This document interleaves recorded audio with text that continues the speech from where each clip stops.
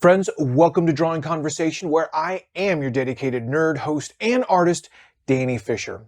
And today we're drawing the origin of the one and only unstoppable Juggernaut. Let's go.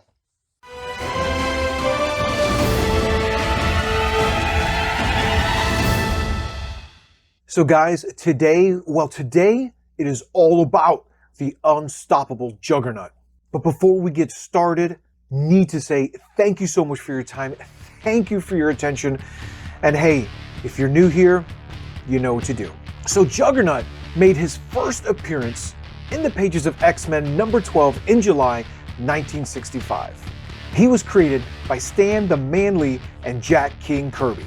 Now, for me, I always kind of consider Juggernaut as kind of one of those stepping stone villains, a kind of a way for Marvel to test out their toughest, newest character like an upgraded Colossus, or a super-powered She-Hulk, or Onslaught, or fill in the blank. And honestly, that's just always how I felt about Juggernaut. But he is so much more powerful than I ever gave him credit for. But to talk about Juggernaut, we have to understand how he gets his powers. First and foremost, he is not a mutant. No, you see, he gets his powers from the Crimson Gem of Cyttorak. And this is a powerful artifact created by the Lord of the Crimson Dimension, Cyttorak. So Cyttorak is one of 8 magical godlike beings known as the Octessence, also referred to as principalities. And hey, if you're a big Marvel fan and you've never heard of the Octessence, hey, that's okay. It's a theme within Marvel that really hasn't been dived into, at least not in great detail, but really could be the subject for such great story arcs. At any rate, back to the Octessence. Roughly 1,000 years ago, these powerful beings decide to have a contest to see who's the most powerful among them. Because, you know, that's what you do when you're that powerful and you have that much time on your hands, of course. But rather than endangering themselves, they decide to use mortals to wage their war. Now the rules are simple. Each principality will create a totem and place just a portion of their power in these totems. Once the totems are found, these mortals will then become their exemplar and will be granted said powers. The battle will begin and settle once and for all who is the most powerful. With that, Cyttorak sets out to create his artifact. He creates the Crimson Gem and places the following inscription: "Whosoever touches this gem shall possess the power of the Crimson Bands of Cyttorak. Henceforth, you who read these words shall become forevermore a human Juggernaut." Sound familiar? Yeah, well, keep in mind that Stan Lee did co-create Juggernaut and Thor, as well as pretty much all the first generation of Marvel characters. Also, something to understand is that the Crimson Gem doesn't just give the owner incredible powers. No. You see, it amplifies that holder's anger and inherent disagreeableness. The owner walks around in kind of a permanent Karen rage, and definitely wants to talk to your manager. Now, with the gem created, Cyttorak manipulates humans somewhere in Korea into creating a temple, and then convinces them further for generations to keep it secret and keep it safe. Yeah, I know there's a Gandalf joke somewhere in there.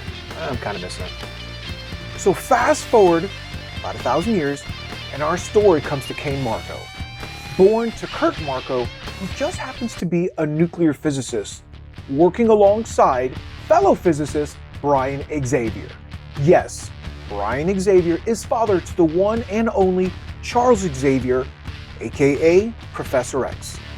Unfortunately, Kurt and Brian are caught in an accident that kills Brian Xavier, leaving his wife Sharon widowed and young son Charles fatherless. A grief-stricken Sharon seeks comfort from Kurt, and eventually the two become engaged and married. So yeah, Cain and Charles are stepbrothers. While Cain struggles in school, Charles, being a mutant, excels in literally everything. And so Kurt starts paying even more attention to Charles. Now, let me be clear. Cain has always been kind of a bully and a troublemaker, and this just gives him another reason to start harassing Charles. And one day, while Cain's home from boarding school, he starts another tantrum. But this time it's in Dad's laboratory, and it causes an explosion that kills their father. Yeah, Cain's just that bad guy doing bad things. Now let's fast forward again just a few more years. Both Charles and Cain join the army and are deployed to Korea. While there, Cain ends up going AWOL and deserts into the jungle. With Charles being such a good brother, he decides to go in after him. Charles comes to find that Cain has discovered a hidden temple and has gone in to lay low. While in this temple, wouldn't you know it, Cain stumbles upon the Crimson Gem, transforming him instantly into the unstoppable Juggernaut. However, no sooner does he come into the possession of the gem that he triggers a cave-in and becomes buried in billions of tons of stone. And pretty much everyone thinks he's dead and gone. And that's the way it was for years. Until he appears at Charles' school for gifted youngsters, looking to crush his brother. Well, of course, he is stopped by the combined forces of the X-Men and Fantastic Four member, the Human Torch. And they only just barely stopped him. You see, the team was able to remove his helmet, and Professor X was able to mentally shut down the Juggernaut. Speaking of that helmet, this leads me straight into 9 of my favorite powers and abilities of the Juggernaut.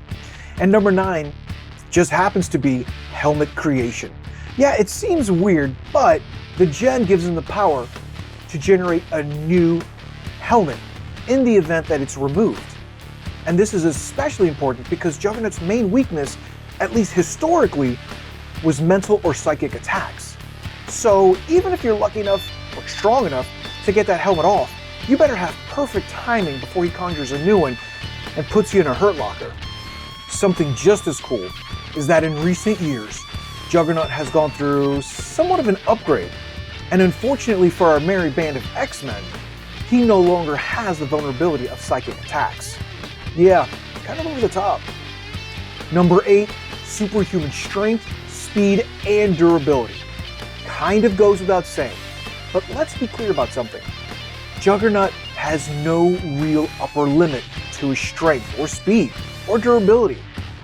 This is because Sidorak can push power from his dimension through the Crimson Gem and into Cain. We've seen him run at almost the speed of sound. And you remember that time he was buried under all that stone? Yeah, that was extreme durability just to decide to punch his way out. Number 7, this guy can punch holes through space and time. Yeah, he's so powerful that he's able to punch portals through space and time in order to track down his target. Yeah, it's kind of hard to get your head around this one. It's not something that he can do right away. Again, if he's amped up on that Sidorak power, there is no upper limit to what he's capable of doing. Speaking of chasing down his targets, he's got kind of a built-in tracking system that once he's locked onto you, you just can't shake him, making him the perfect example of you can run, but you can't hide. Number 5, he has a magic force field. Yeah, you heard that right. A frickin' force field that also works to make him invulnerable to all physical attack. Yeah, all that armor, it's just for show. But doesn't it just look great? Number 4, he can absorb kinetic energy. Yeah, think about this. The best example was the first time he danced with Thor, back in Thor number 411. Juggernaut was able to completely stop Mjolnir inches from hitting him after a direct throw from Thor. Yeah, it just totally fizzled out, and as it approached, lost all of its momentum and hit the ground right in front of Juggernaut. Let that sink in. Number 3, he has a healing factor. Oh yes, even if somehow you were able to pass through his magical force field, say with a magic blade or some form of incantation, Cain can heal virtually instantly. Think of Wolverine, but faster. Number 2, immortality. The Gem of Sidorak gives Cain all that he needs to live. That means Juggernaut doesn't need food, water, sleep, or even air. As long as he's in possession of the gem, he will never age. And this is what Sidorak wanted, a true avatar of Sidorak on Earth. And number one is the most devastating. This is unlimited kinetic energy. And of course, this is how he's earned the name the Unstoppable Juggernaut. Once he starts moving in any direction, nothing can stop his forward momentum. Now, with all of these powers and that attitude, the Juggernaut has gone on to fight, well, just about everyone in the Marvel Universe, and has become a mainstay in comics. He's teamed up with groups like the Brotherhood of Evil Mutants, All New Exiles, New Excalibur, Lethal Legion, Thunderbolts, and even the X-Men. And let me tell you, every time the Juggernaut shows up in any comic, sit back and watch the sparks fly. For me, I truly hope Marvel explores more of the untapped history and lore of the Octessence and continue to explore more about the Juggernaut. Because really, what are good heroes without great villains? Friends, thank you again for watching these nerdy videos. Your support really helps this channel. So if you would, please hit that like, hit that subscribe, and leave a comment. Let me know how I'm doing and what kind of characters you want to see drawn. And I will talk to you again soon.